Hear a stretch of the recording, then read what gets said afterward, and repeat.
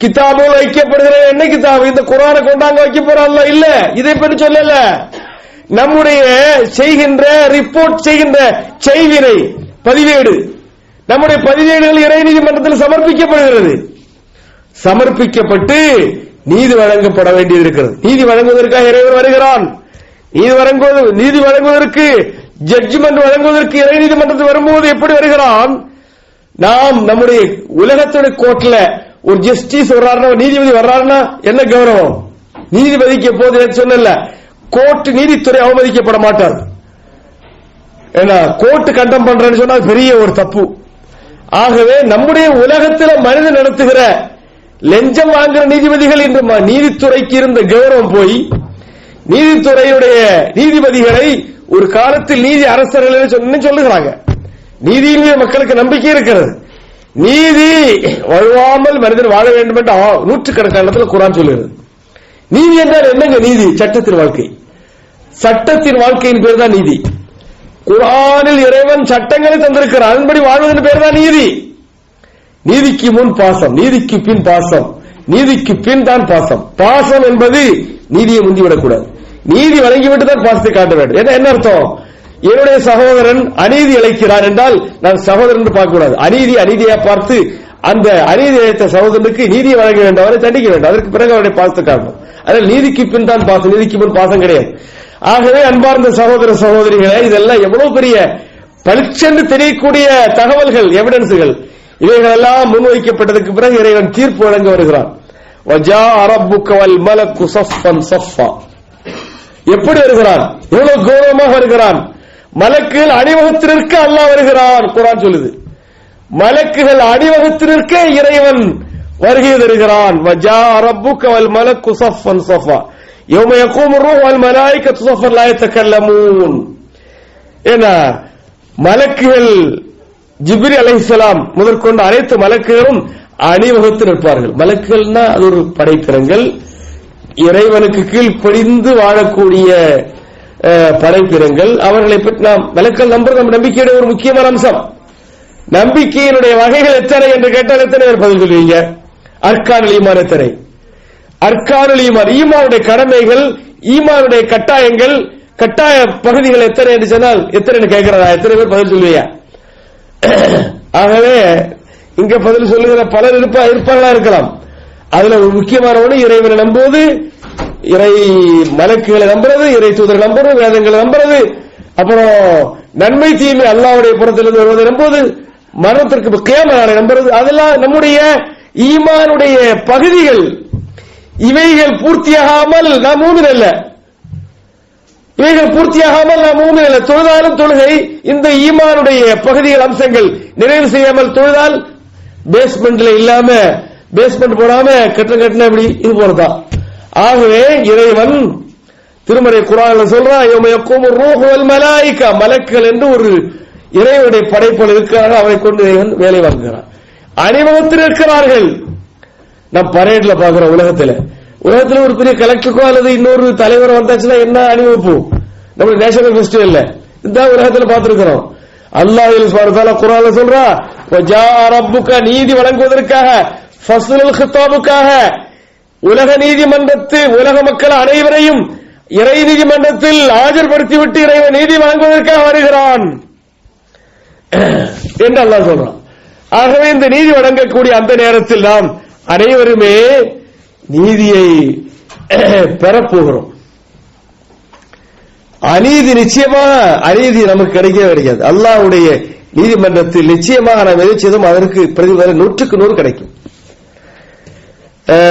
யௌம யகூமு ர்ரூஹு வல் மலாயிகத்து ஸஃப்பன் லா யதகல்லமூன் வபரஸூ லில்லாஹில் வாஹிதில் கஹ்ஹார். எல்லோரும் அப்படி வெளிப்படையாக நிற்பார்கள் இறைவனுடைய நீதி கிடைப்பதற்காக. அப்புறம் அதற்கு பிறகு இறைவன் நீதியை வழங்க போகிறான். நீதி வழங்குவதற்கு முன்னால் நம்மிடத்தில் இந்த பாரப்பா தம்பி, இந்த புத்தகத்தை விரிச்சு காட்டுறான், நீ செய்தியா இல்லையா? யார் மறுக்க? யாரால மறுக்க முடியுமா? நீ இத்தனாம் தேதி லண்டன் தாவா சென்டர்ல இன்னும் செயலை செய்தியா என்று கேட்டால் யாருக்கு மறுக்க முடியும்? புலன்கள் எல்லாம் கன் மாதிரி வேலை செய்யும். குர்ஆன் சொல்லுகிறது, என்ன அவருடைய பார்வை எப்படி? அஃபல் பிஹி, அரபி தெரிஞ்ச ஆளுங்களுக்கு எல்லாம் தெரியும். அஃபல் பிஹி வசன் தஅஜ்ஜுபுடைய வசன். அஃபல் பிஹி வசன் என்று குர்ஆன்ல அரபி லாங்குவேஜ்ல ஒரு வார்த்தக அமைப்பு இருக்கிறது. அந்த வார்த்தக அமைப்பு எதற்கா? என்ன அற்புதமா இருக்குது, அட்டகாசமா இருக்கு. நம்ம பேசுறோம்ல, இது என்ன அட்டகாசமா இருக்குது, அற்புதமா இருக்கு, என்ன அழகா இருக்கு என்று நம்ம சொல்றோம்ல. இதற்கு அரபியில ஒரு சீகாவே இருக்கிறது. அதனால அதுக்கு பேரு சீகத்து தஅஜ்ஜுப். அதான் அஃபல் பிஹி மா ஃபாலஹு அஸ்மிஅ பிஹி வஅப்சிர் யௌம யஅதூனா. நம்மிடத்தில் ஆஜராகிற இந்த மனிதர்கள், இந்த மனித கோடிகள் வரும்போது இவருடைய கண்ணும் இவருடைய செவி எப்படி வேலை செய்யும்? அற்புதமாக வேலை செய்கிறது.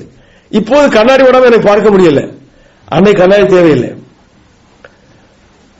இவருடைய செவிப்புலன் மந்தமாக இருக்கலாம் வயசானால், அன்று அது இருக்காது. 100க்கு 100 செவிப்புலனும் பார்வை புலனும் ஏனைய புலன்களும் செயல்படும். அல்லாஹ் நமக்கு உணர்த்தும் போது ஆமா என்று நாம் மறுக்க முடியாமல் அல்லாஹ்வுடைய நீதிமன்றத்தில் அங்கீகரித்தே ஆக வேண்டும். அந்த மாதிரியான ஒரு சூழலை அல்லாஹ் வச்சிருக்கிறான். ஆகவே அதற்கு பிறகு இறைவன் நம்முடைய யதார்த்தங்களை எண்பித்து குற்றப்பத்திரிகை கையில தர்ற மாதிரி, ஒரு குற்றவாளி, ஒரு கொலையாளி, அது ஒரு பெரிய ஒரு சமுதாயத்தை அழிச்ச ஒரு தீவிரவாதி, ஒரு பயங்கரவாதி, இவனுடைய குற்றத்தை எண்பிப்பதற்கு உலக நீதிமன்றம் சில நியதிகளை கடைபிடிக்கிறது அல்லவா? உலக நீதிமன்றம், அல்லாஹ்வுடைய நீதிமன்றத்தில் நாம் செய்கிற நம்முடைய குற்றப்பத்திரிகைகள் நம்முடைய கரங்களில் தரப்படுகின்றன. இதான் முக்கியமான விஷயம். இது இந்த கரங்களில் வலதுசாரி இடதுசாரிகள் என்று 2 சாரார்களை, அஸ்ஹாபுல் யமீன் அஸ்ஹாபு ஷிமால், வேற என்ன அர்த்தம் சொல்றது? வலதுசாரி இடதுசாரி தான் அர்த்தம். வலது பக்கத்தை உடையவர்கள், இடது பக்கத்தை உடையவர்கள் வலதுசாரிகள் இடதுசாரிகள். இவர்கள் அங்கே நிற்பார்கள். இந்த வலதுசாரி இடதுசாரி ஆக இருப்பவர்களுக்கு அல்லாஹ் தஆலா வேதத்தை கையில கொடுக்கிறான். அம்மாமன் ஊத்திய கிதாபஹு பியமீனிஹி, வலக்கரத்தில் கொடுக்கப்படுகிறவர்கள். எதை? பதிவேட்டை. நம்முடைய ரிப்போர்ட்ல வலக்கரத்தில் தான் தர்றான். நாம் செய்த அத்தனை ரிப்போர்ட்டும் ஒரு எழுத்து விடாமல் பதிவு செய்யப்பட்டு அல்லாஹ்வுடைய நீதிமன்றத்தில் சமர்ப்பிக்கப்பட்டிருக்கிறது. ஆகவே இறைவன் நம்மை நீ நரகத்திற்கு போயிரப்பா என்று ஒரு தத்துவ சர்ச்சை செய்து விசாரணை நடத்தி உங்களை நரகத்தில் கொண்டு போட மாட்டான். எதற்காக? எண்பிக்கப்பட வேண்டும். ஒரு சித்தாந்த ரீதியில, தத்துவ ரீதியில, சும்மா பேருக்காக நீதி வழங்குறது இங்கு உலகத்திலே இல்லை. அல்லாஹ்வுடைய நீதிமன்றத்தில் எப்படி இருக்கும்? குற்றப்பத்திரிகையை இத்தனை பேஜுகளா எழுதி இவன் குற்றவாளியின் கையில் கொடுத்து அவனுக்குரிய தண்டனையை வழங்குவதால் உலக நீதிமன்றம். அல்லாஹ்வுடைய நீதிமன்றத்தில் என்ன வருகிறது? அம்மாமன் ஊத்திய கிதாபஹு பியமீனிஹி, யார் வலக்கரத்தில் வேதம் கொடுக்கப்படுகிறார்களோ, பதிவேடு கொடுக்கப்படுகிறார்களோ, ஃபயகூலு ஹாவு முக்ரவு கிதாபியா, வலக்கரத்தில் கொடுத்த அவன் பாக்கியசாலி. அவன் சொல்லுவான், ஆஹா என்ன அருமையான ரிப்போர்ட், இந்த ரிப்போர்ட் அருமையான ரிப்போர்ட்டாக இருக்கிறது. இன்னி வனந்து அன்னி முலாக்கின் ஹிசாபியா, நான் இப்படி ஒரு காலம் வரும், மரணத்திற்கு பிறகு எழுப்பப்படுவேன், நீதி விசாரணைக்காக நிறுத்தப்படுவேன் என்று அறிஞர்கள் சொன்னார்கள். நம்பினேன், அதற்காகவே என்னை தயார்படுத்தி வாழ்ந்தேன் என்று நினைத்து வாழ்ந்தவர்கள். உலகத்தில் மறுமை கோட்பாட்டை மறக்காமல் வாழுகிறவன் தான் புத்திசாலி.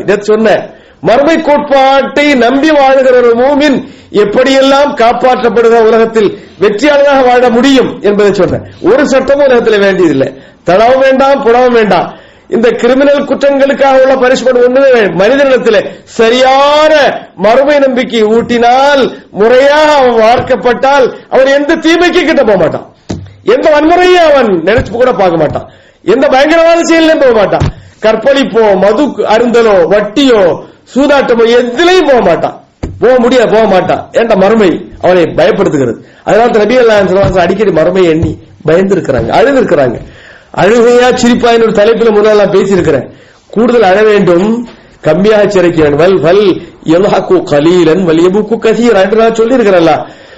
கூடுதலாக அழுங்க, கம்மியா சிரிங்க. ஏன்னா ஒரு நாளைக்கு ஒரு அரை மணி நேரம் அழுதீங்கன்னா, 31 நிமிஷம், அரை மணி நேரம் சிரிக்கிறீங்கன்னா குறைந்த 31 நிமிஷம் அழணும்.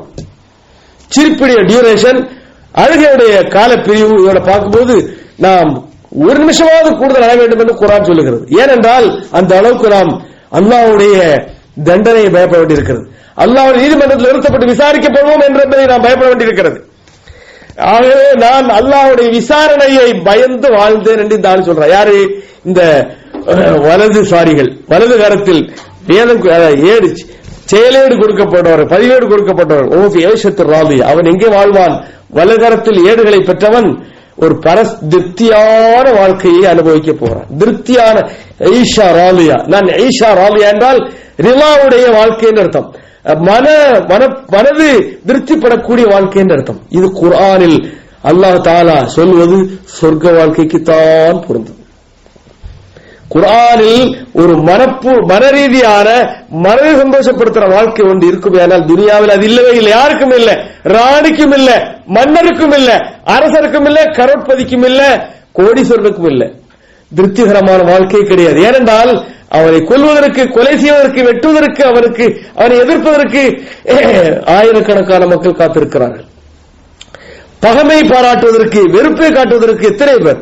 வெறுப்பு இல்லாம யாரா இருக்காங்களா? யாராவது வெறுப்பு இல்லாம, பகைவன் இல்லாம இருக்க முடியுமா? ஒரு முழுக்க முழுக்க மன நிறைவோடு வாழ்கிற மனிதனை உலகத்தில் வாழ முடியாது, பார்க்க முடியாது. கொஞ்சம் கூடுதலா குறைவா இருக்கா, முழுக்க முழுக்க. ஆகவே ஜன்னத்தில் ஆலியா, உயர்ந்த சொர்க்கத்தில் அவன் போவான். குதூஃபுஹா தானியா, இங்கெல்லாம் நிக்க நின்று உரையாற்ற வேண்டியது.